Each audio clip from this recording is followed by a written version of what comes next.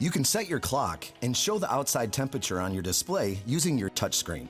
Let me show you how. To set your clock, just touch the clock display at the top of the screen. Here, you can use the plus or minus icons to the left to change the hour, and on the right to change the minutes.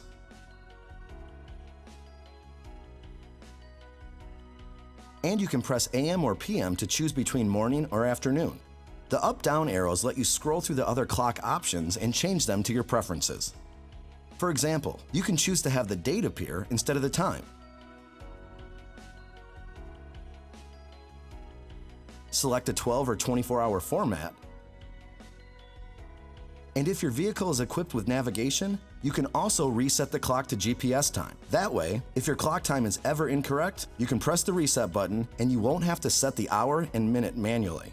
If you want your clock to automatically update in different time zones, scroll to the next screen.